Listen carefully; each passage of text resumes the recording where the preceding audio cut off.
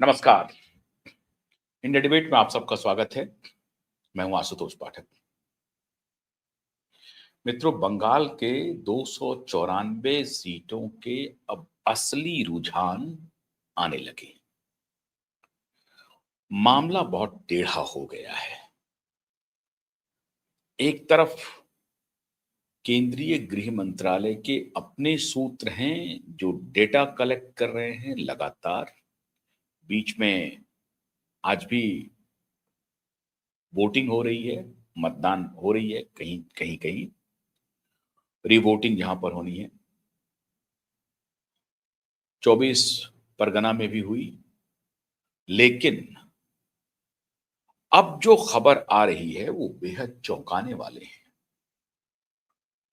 और अब तक जो कुछ भी सैटेलाइट मीडिया में, लेगेसी मीडिया में चल रही है बातें,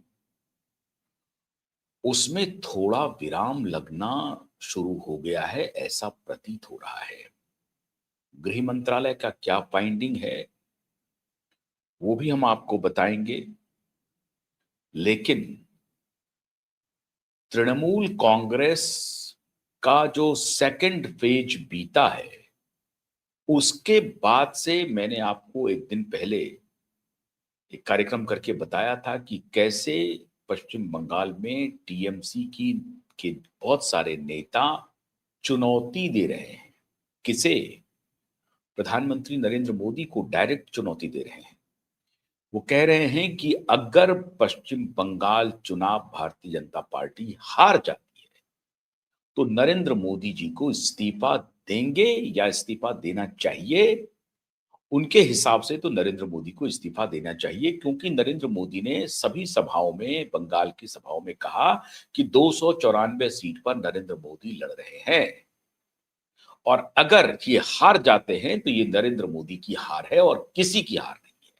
भारतीय जनता पार्टी की हार नहीं है, ये नरेंद्र मोदी की हार है, गृह मंत्री अमित शाह की हार है। अब सबसे बड़ा खेल क्या हो गया मित्रों? क्यों मैं कह रहा हूं कि बाजी शायद पलटती हुई दिखाई पड़ रही है? ये दो तीन बातें ऐसी हैं जो टीएमसी के पक्ष में जाता हुआ प्रतीत हो रहा है। हालांकि भारतीय जनता पार्टी के नेताओं से पूछेंगे तो अभी भी बड़े कॉन्फिडेंस के साथ बोल रहे हैं, लेकिन जितने कॉन्फिडेंस के साथ वो फर्स्ट पेज के चुनाव के तुरंत बाद बोल रहे थे, सभी एक स्वर में बोल रहे थे, सेकंड पेज के चुनाव के बाद इस तरह की भाषा वो बोल नहीं रहे। विश्वास वो जता रहे हैं, कॉन्फिडेंस वो जता रहे हैं, लेकिन वो इस तरह की भाषा नहीं बोल पा रहे हैं। अब दो तीन महत्वपूर्ण घटनाएं हो गई। एक एग्जिट पोल की घटना हुई है, आप सबको मालूम है।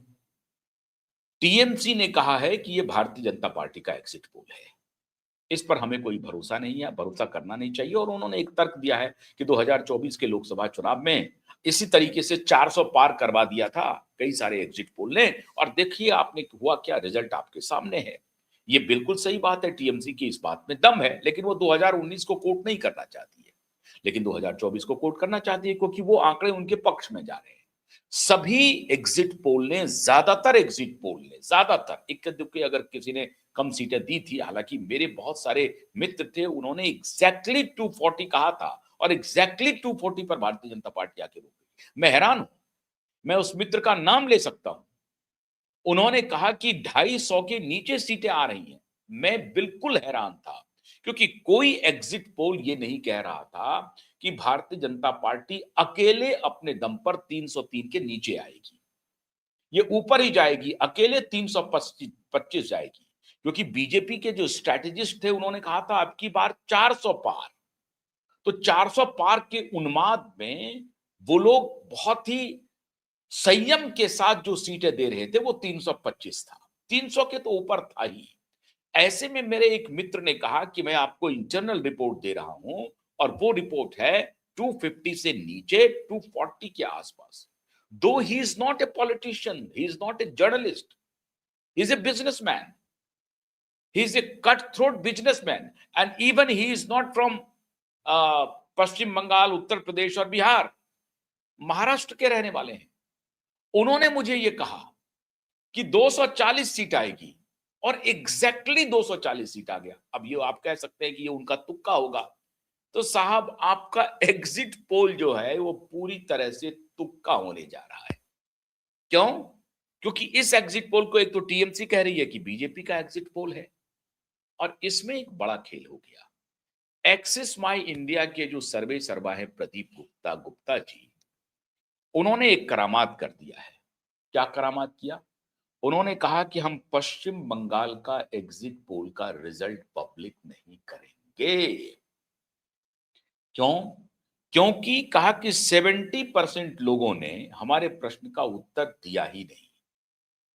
हमने 13,000 सैंपल से अधिक प्रश्न पूछे थे, लोगों से बात की थी पूरे सभी कॉन्स्टिट्यूएंसी में। नंबर ऑफ बूथ्स भी उन्होंने बताए, लेकिन उनका जो सैंपल साइज था वो 13 साढ़े 13,000 का ही है। अब 13,500 लोगों से उन्होंने पूछताछ की, उसमें से 70% लोगों ने जवाब देना उचित ही नहीं समझा। अब इसी से आप कल्पना कर लीजिए कि एक तो 13,000 साढ़े 13,000 का टोटल उनका बैंक है जवाब देने वालों का, और जवाब देने वालों में 70% ने जवाब दिया ही नहीं। मतलब 13 साढ़े 13,000 लोगों से उन्होंने सवाल पूछा और जवाब देने वाले महज 30% थे। अब उस 30% का इसका मतलब हो गया कि 13,500 का मतलब 1,000 लोगों ने जवाब दिया ही नहीं। उससे भी अधिक, उससे भी अधिक आप मान लें कि 1,000 लोगों ने जवाब दिया ही नहीं। 10,000 लोगों ने जवाब दिया ही नहीं, माफ कीजिएगा। 10,000 लोगों ने अगर जवाब ही नहीं दिया तो 3,500 लोगों का सैंपल सर्वे वो कैसे दिखाएंगे? ये उन्होंने बचने का रास्ता ढूंढा। अब लोग इसमें कयास लगा रहे हैं पॉलिटिकल पंडित कि एक सर्वेयर जो अपना सर्वे कर रहा है वो 13,000 का फॉर्मूला हो या 3,000 का फॉर्मूला हो, 3,000 पर भी वो निकालना चाहेगा कुछ ना कुछ। लेकिन अगर 13,000 के फॉर्मूले 13,500 के फॉर्मूले से चले तो आपके पास एक आंकड़ा, सीधा सीधी सिंपल आंकड़ा है, 6.5 करोड़ से अधिक वहां पर मतदाता है। 6.5 करोड़ में 13,000 का 13,500 का आंकड़ा 0.00 कुछ परसेंट होगा, 2% के आसपास। अब इसी से मैं कह रहा हूं, और ये सबसे credible, one of the credible, पिछली बार हालांकि वो फेल हो गए, जो वो रोने लगे थे वो स्टूडियो में, आपको याद होगा प्रदीप गुप्ता, लेकिन वो अपने को बहुत क्रेडिबल एक सिफोलॉजिस्ट मानते हैं और उनका सर्वे का जो बैंक होता है वो बड़ा होता है। तो बड़ी विनम्रता से उन्होंने अपनी गलती स्वीकार भी की थी पिछली दफा, लेकिन इस बार 6.5 करोड़ मतदाता में से 13,500 का आप सैंपल साइज लेते हैं, तो इसमें आप कैसे कह देंगे? आप वो ये बात तो हो गई नहीं कि भाई चावल में पूरा चावल को देखने की जरूरत नहीं है, एक चावल देख लिया पक गया। नहीं, ऐसा नहीं है, ये बिल्कुल ऐसा नहीं है। वो चावल की थ्योरी यहां लागू नहीं होगी। इसीलिए स्टैटिस्टिक्स का जो सबसे मेजर फ्लॉ है वो यही है, मीन का फ्लॉ। जब आप स्टैटिस्टिक्स में मीन निकालते हैं उसका सबसे बड़ा फ्लॉ है। और इसीलिए लोग कहते हैं ना, एक कहावत है, जो इकोनॉमिक्स के स्टूडेंट हैं वो बहुत आराम से समझ जाते हैं कि वो बारात की कहानी हो चलती है कि भाई पानी है, एक एक नदी को पार करना है जिसमें 60 बारात हैं, और उसमें कहा कि 60 बारात की हाइट क्या है, तो एवरेज हाइट है 5.5 या 6, मान लीजिए कि एवरेज है 5.8। तो पानी का निकाला कि भाई पानी की गहराई कितनी है, तो इतनी, तो सारे बारात निकल जाएंगे। तो पता चला कि सारे बारात तो निकल गए, लेकिन लड़के की हाइट कम थी, लड़का ही डूब गया। तो ये मीन का फॉल्ट है, ये स्टैटिस्टिक्स का अपना फ्लॉ है। और जो स्टैटिस्टिक्स के इस फ्लॉ को नहीं समझते हैं, वो जो प्रेडिक्शन करते हैं तो उसके प्रेडिक्शन कामयाब नहीं होते हैं, सही नहीं होते हैं। अब 6.5 करोड़ मतदाता एक तरफ और दूसरी तरफ 13,500 करोड़ का सैंपल साइज, एक तो वही बहुत कम है, और उस 13,500 में से 70% ने जवाब देना उचित ही नहीं समझा, तो वो फ्लॉ हो गया। अब ऐसी परिस्थिति में 3,500 के ऊपर 3,500 के सैंपल साइज में अगर वो प्रेडिक्शन कर दें कि बीजेपी को इतनी सीट है, टीएमसी को इतनी सीट है, तो पूरी तरह से लफबाजी होगी, वो झूठ होगा। अब इसका नतीजा क्या हुआ? श्रीमान ने कहा कि मैं इस पर कोई प्रेडिक्शन पब्लिक नहीं करूंगा, उन्होंने वापस ले लिया। अब इसमें पॉलिटिकल पंडित कह रहे हैं वापस इसलिए ले लिया क्योंकि सच्चाई कहीं कुछ और है, वो देने की हिम्मत नहीं हो रही। और अगर ये सच्चाई, मान लीजिए कि अगर ये सच्चाई है कि ममता बनर्जी की टीएमसी को 160 170 सीटें आ रही हैं और दोबारा ममता बनर्जी सरकार बना रही है, तो अभी से ही जो मार्केट क्रैश होना शुरू होगा, पुश होना शुरू होगा, मोमेंटम बनना शुरू होगा, तो और भी परेशानी हो सकती है। तो कहा कि भैया अब चुप चुप रह जाते हैं, 4 तक हम इंतजार कर लेते हैं और उसके बाद कहेंगे, उसके बाद अगर बात बनेगी, रिजल्ट हो जाएगी और वाकई में टीएमसी जीत जाएगी, तो हम अपना पब्लिक कर देंगे कि देखिए ये मेरा पब्लिक, ये मेरा था अनुमान, और उसी अनुमान के हिसाब से आया है। लेकिन अब इसको भी वो पब्लिक करने की स्थिति में नहीं है। अगर वो ये बात झूठ बोल रहे हैं कि 70% लोगों ने हमें जवाब नहीं दिया, इसीलिए मैंने पश्चिम बंगाल के प्रेडिक्शंस को पब्लिक करना उचित नहीं समझा है, क्योंकि मेरा सैंपल साइज ऑलरेडी बहुत कम है और उसमें से 70% नहीं देना तो बहुत नगण्य हो जाएगा मेरा सैंपल साइज, और उसमें हम, मेरा कैलकुलेशन फेल भी कर सकता है, मेरी जो गणना है वो गणना फेल कर सकती है। और ये टोटल मेजरमेंट एक प्रकार से स्टैटिस्टिकल मेजरमेंट जो है वो पूरी तरह से सिफर हो जाएगा, फुस हो जाएगा। ऐसी परिस्थिति में मैं अपने ऊपर कोई तोहमत लेना चाहता नहीं हूं, तो उन्होंने इससे परहेज कर लिया। पॉलिटिकल पंडित कह रहे हैं कि सच्चाई कुछ और है जो प्रदीप गुप्ता दुनिया को बता नहीं रहे। उनको सच्चाई पता चल गई है क्योंकि टीएमसी की सरकार बन रही है और वो बोलना नहीं चाह रहे हैं। ऐसा होता नहीं। अगर ऐसा होता कि उनके सैंपल सर्वे में ये बन रही होती टीएमसी की सरकार, तो मैं दावे के साथ कहता हूं कि प्रदीप गुप्ता सबसे पहले उसको पब्लिक करते। क्यों? क्योंकि अगर 90% एग्जिट पोलस्टर्स, सब सब सारे लोग कह रहे हैं कि बीजेपी की सरकार बन रही है, 200 पार तक पहुंचा रहे हैं, तो अगर उसमें प्रदीप गुप्ता का एक्सेस माई इंडिया अगर ये कहता कि नहीं टीएमसी की सरकार बन रही है, तो लोगों का फोकस उनके तरफ रहता, जरूर रहता। ऐसा हो नहीं सकता है। मैं ऐसा नहीं मानता हूं कि प्रदीप गुप्ता कुछ आंकड़े को छिपा रहे हैं, लेकिन जो पॉलिटिकल पंडित जो हैं अपोजिशन के, अपोजिशन लीनियन पॉलिटिकल पंडित वो कह रहे हैं, और इसलिए मैंने आप सोचा कि आपके साथ ये चर्चा जरूर की जानी चाहिए कि अपोजिशन लीनियन पॉलिटिकल पंडित कह रहे हैं कि प्रदीप गुप्ता ने जो आंकड़े छिपाए हैं, जो आंकड़े वो पब्लिश नहीं कर रहे हैं, इसका तात्पर्य है कि टीएमसी की सरकार बन रही है, वो एक देख रहे हैं। हालांकि इसमें दम हो सकता है, नहीं हो सकता है, ये भी प्रदीप गुप्ता ही जानते होंगे कि सच बात क्या है। सच बात यह है कि 13 साढ़े 13 हजार से ज्यादा सैंपल सर्वे उनके पास है और उसके बिना पर उनको फीडबैक मिला है कि टीएमसी की सरकार बन रही है और उसको वो छिपा रहे हैं। अगर ऐसी बात है तब तो प्रदीप गुप्ता को सफाई देनी चाहिए, और अगर ऐसी बात नहीं है, जो सैंपल सर्वे उनके पास वाकई में 13,500 है, जिसमें 70% ने जवाब नहीं दिया है, तो वो 30% के आंकड़े को लेकर के पब्लिक में नहीं जाना चाहते हैं। ये बात तो उनका स्टेटेड स्टैंड है, वो ऑलरेडी इसके बारे में बोल चुके हैं, तो इस पे तो उनको सफाई देने की जरूरत नहीं है। तो पहला एक कारण ये हो रहा है कि पोलस्टर के बीच में एक पोलस्टर का अपने पोल को पब्लिक नहीं करना संदेह खड़ा कर रहा है, और दूसरा दूसरा ये हो रहा है कि ममता बनर्जी की जो लोकप्रिय स्कीम्स थे, जो फ्री बीज है, क्या वो फ्री बीज फेल कर जाएगा यहां पे? नीतीश कुमार का फ्री बीज बिहार में काम किया, ठीक है, 11th आवर में 10,000 का जो गया वो भी गया, लेकिन फ्री बीज खाली आखिरी 10,000 काम नहीं किया। कांस्टेंट फ्री बीज नीतीश कुमार देते जा रहे थे और उसको मोदी का भी फ्री बीज सप्लीमेंट कर रहा था। उसी प्रकार से पश्चिम बंगाल में युवा को जो बेरोजगारी भत्ता मिल रहा है 1,500 रुपए का, इसके अलावा जो महिलाओं को मिल रहा है, ये सारे पैसे उनके अकाउंट में जा रहे हैं। तो क्या टीएमसी ने आखिरी समय में अपनी रणनीति में परिवर्तन किया और हर मतदाता के दिमाग में बिठाया कि देखो अगर भाजपा आएगी, एक तो पहले पेट्रोल डीजल महंगा होगा चुनाव के रिजल्ट के आने के बाद, और दूसरा अगर भाजपा आएगी तो जो पैसा हम दे रहे हैं वो पैसा तुम्हें नहीं मिलेगा, तो जो मिल रहा है वो भी नहीं मिलेगा, हमें दो तो हम आगे बढ़ाएंगे, वो जो आएंगे वो तुम्हें झूठ बोल रहे हैं, वो तुम्हें पैसा नहीं देंगे। अब ये समझाने में क्या ममता बनर्जी अपने वोटर को कामयाब हो गई? अब इसके रुझान आने शुरू हो गए हैं।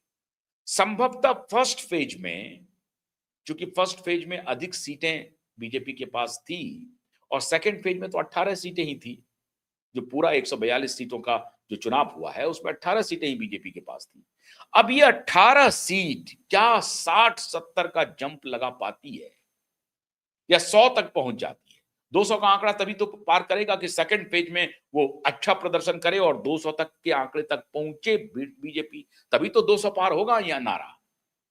और अगर बतौर गृह मंत्री अमित शाह के एनालिसिस को ध्यान में रखें, 110 फर्स्ट फेज में और इनके हिसाब से अगर 80-85 सीटें सेकंड फेज में, अगर 92% 93% को भारतीय जनता पार्टी के एनालिस्ट आधार मान रहे हैं कि ये जो 10% का इजाफा हुआ है वोटिंग में, वो टोटल एंटायर 10% हमारा है।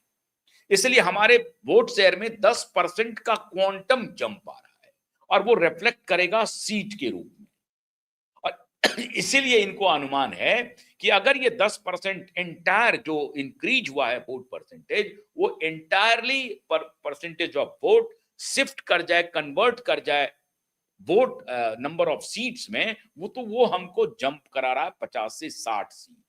और अगर आप 50-60 सीट जंप कर रहे हैं तो 77 और 50-60 मतलब हम मेजॉरिटी के मैजिक नंबर के करीब पहुंच रहे हैं। बेयर मिनिमम उनका कैलकुलेशन ये कह रहा है। लेकिन अगर ये 10% का इजाफा, 11% के करीब का इजाफा अगर एंटायरली चला गया ममता बनर्जी के फेवर में, तब क्या होगा? मुस्लिम वोटों में डिवीजन 0% हुआ पश्चिम बंगाल में, 0%। हुमायूं कबीर कुछ नहीं उखाड़ पाए, ओवैसी कुछ नहीं कर पाए, कांग्रेस पार्टी नहीं कुछ कर पाई, लेफ्ट कुछ नहीं कर पाई। तो ये जो 4 पिलर नए बने थे, 2 तो पुराने हैं और 2 नए एंट्रांट थे, वो भी मुस्लिम मतदाताओं में 0% का डिवीजन कर पाए हैं। मुस्लिम एक मुस्त ममता बनर्जी के साथ खड़े हैं। तो डिवीजन होना था हिंदू वोटों में। क्या हिंदू वोट 70% कंसोलिडेट हो गया इन फेवर ऑफ बीजेपी? तभी 200 पार कर सकती है। अगर ये 70 और 30 का लड़ाई हुआ, जिसको बनाने की बीजेपी ने कोशिश की है, अगर ये हुआ तभी 200 पार, नहीं तो बहुत मुश्किल है।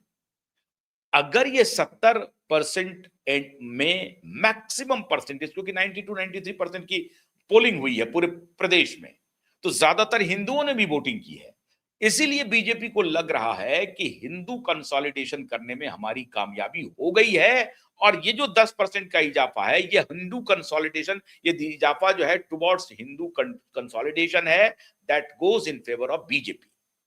ये बीजेपी का आकलन अपना कह रहा है कि ये हिंदू कंसोलिडेशन का इजाफा है और हमने अपने मतदाताओं को ये कन्विंस किया कि टीएमसी के गुंडे से हम तुम्हें राहत दिलाएंगे। वो बाहर निकले हैं और जम करके वोटिंग किया है। और ये जो वोटिंग है पोल्टोनो सरकार के फेवर में है, मतलब सरकार को बदलने के फेवर में है, इन फेवर ऑफ बीजेपी है, not in favour of Congress, left और ओवैसी एंड हुमायूं कबीर। तो ये जो कैलकुलेशन है भारतीय जनता पार्टी का, ये अब सेकंड फेज के चुनाव के बाद बीजेपी इसका आकलन करने में लगी हुई है। लेकिन कुछ लोग कह रहे हैं कि 30% जो वोट है वो इंटैक्ट है ममता बनर्जी के साथ, उसमें कोई डिवीजन नहीं हुआ। दूसरा कह रहे हैं कि जो फ्रीबीज है ममता बनर्जी का, वो काम कर गया है। मतलब ममता बनर्जी के वर्कर ने लोगों में लोगों को कन्विंस कर दिया कि हम रहेंगे तो ये जो मिल रहा है वो कंटिन्यू रहेगा और आगे हम बढ़ा देंगे। ये आएंगे तो जो मिल रहा है वो बंद हो जाएगा, दूसरा वो देगा कि नहीं देगा कहना मुश्किल है। ये बात समझाने में उनको कामयाबी मिल गई। अब इसके पीछे एक कहानी ये हो सकती है कि जहां पर टीएमसी मजबूत है, जहां उनके कार्यकर्ता मजबूत है, 142 में से 18 माइनस कर दीजिए, 124 सीट पर तो ऑलरेडी वो मजबूत स्थिति में है। तो उनके कार्यकर्ताओं ने 124 कॉन्स्टिट्यूएंसी में मेटिकुलसली ये बात लोगों को पहुंचाने में कामयाबी पा ली है और यही आधार है टीएमसी के कॉन्फिडेंस का। इसीलिए वहां टीएमसी के वर्कर कह रहे हैं कि चप्पल और साड़ी का जादू पश्चिम बंगाल में चल गया। मोदी और शाह की इतनी बड़ी बैटरी, मीडिया का बैकअप भी काम नहीं कर पाया। इसीलिए ये जोश बना हुआ है। और इस बीच में अगर एक पोलस्टर अपना पोल रिजल्ट बताने से रोक ले खुद को, तो फिर वो भी कहानी बनती है। अब ये सारी कहानी जो बन रही है कि 4 तारीख तक बढ़ा के चलो, पॉलिटिशियंस देखिए, और उसमें भी बहुत सारे पॉलिटिशियन जो बीजेपी में हैं, वो सट्टा बाजार को जानते हैं, स्टॉक एक्सचेंज को समझते हैं। तो जानबूझ करके पोलस्टर अगर ऐसा है कि अगर वो पोल इनके फेवर में आया तो स्टॉक एक्सचेंज कुछ दिन तक बढ़िया काम करेगा, हार जीत कुछ भी हो, कुछ लाखों करोड़ रुपए के बारे न्यारे हो जाएंगे, तो कम से कम ये काम तो हो जाएगा। ये भी हो सकता है। इसीलिए प्रीमेच्योर होगा कहना अभी कि बीजेपी सरकार बना रही है। ये भी कहना बहुत कंप्लीट नहीं होगा कि टीएमसी सरकार बना ही रही है। लेकिन जो कहा जा रहा था कि 200 पार हो जाएगी, अगर ऐसा नहीं हुआ है, हिंदू वोटों में डिवीजन हुआ है और एक साइजेबल डिवीजन अपने साथ ममता जी लेकर के चली गई हैं, तो 200 तो कहना मुश्किल है, 150-60 भी पहुंचना मुश्किल हो जाएगा बीजेपी के लिए। तो अब देखना यह है कि क्या पश्चिम बंगाल में बाजी पलट गई है, पलट रही है। कल नतीजे आ जाएंगे, बाजी पलटी या नहीं ये दिख जाएगा। साड़ी और चप्पल का जादू चला या नहीं चला। लेकिन एक इंटरेस्टिंग फैक्ट मैं आपको दिखाता हूं। ममता बनर्जी की चप्पल और साड़ी के बारे में जो चर्चा होती है, मैं एक तस्वीर आपको दिखाता हूं। बड़ी चर्चा चल रही है कि ममता बनर्जी के की एक तरफ तो साड़ी पहनती हैं, एक हाथ में आईफोन है, और फिर जो दूसरे हाथ में जो घड़ी पहनी हुई हैं, ये जो जो एक प्रकार से रनिंग मीटर्स होते हैं, या आपके हेल्थ हेल्थ क्लॉक उसको कहते हैं, तो हेल्थ क्लॉक लगाई हुई हैं। चप्पल भी कोई ऐसा नहीं है कि बाटा का 400 रुपए वाला चप्पल है, 499 वाला चप्पल है। हो सकता है अच्छी चप्पल हो, एडिडास का ही चप्पल हो। हाँ, लेकिन सूती साड़ी पहनती हैं। अब सूती साड़ी महंगी वाली है, सस्ती वाली है, लेकिन सामान्य ड्रेस तो रहता है। अगर मोटे तौर से अगर ये लोग कहते हैं कि देखिए साहब, ये तो हेल्थ क्लॉक जो पहनी हुई है यही 50,000 60,000 का है, और हाथ में एक दूसरे हाथ में घड़ी भी है, फिर आईफोन लेके घूम रही हैं। तो जितना सिंप्लिसिटी इनके बारे में बताया जाता है, ऐसा नहीं है। लेकिन ये कहना मैं समझता हूँ कि गलत है। एक मुख्यमंत्री हेल्थ वॉच क्यों नहीं पहनेगी? ये कोई एक्स्ट्रा बैगेज नहीं, सर हर हर आम आदमी ये पहन रहा है आजकल, और आईफोन तो सबके पास है। नए नए लड़के जो 15,000 20,000 की नौकरी करते हैं, वो भी आईफोन रख रहे हैं, तो कोई बड़ी बात नहीं है। वो तो मुख्यमंत्री हैं, उनकी तनख्वाह इतनी है जिनसे वो ये बढ़िया कॉटन की साड़ी और बढ़िया हवाई चप्पल और ये जो 2 हेल्थ वॉच और आईफोन रख ही सकती हैं। तो फिर भी मैं मानता हूं कि ममता बनर्जी व्यक्तिगत रूप से जो इनकी सिंप्लिसिटी है जो एग्जिबिट होती है, उसमें कोई शक नहीं है, वो एक सिंपल लीडर हैं। साहब, यही ममता बनर्जी बीजेपी के साथ रही, लंबे समय तक साथ रही वाजपेयी जी के जमाने में। अब ये बात है, टसल तो बीजेपी और ममता जी में चल ही रहा है। अगर एक बात को मैनेज करते हैं आप, वो जो घुसपैठिया प्रेम है, अगर उसको मैनेज कर लें, तो पॉलिटिशियन तो टक्कर देने वाली है ही। और डेमोक्रेसी में इस तरह के पॉलिटिशियन होने चाहिए जो सत्ता को चुनौती भी दे। तो देखिए 4 तारीख को क्या होता है। बहुत बहुत शुक्रिया, नमस्कार।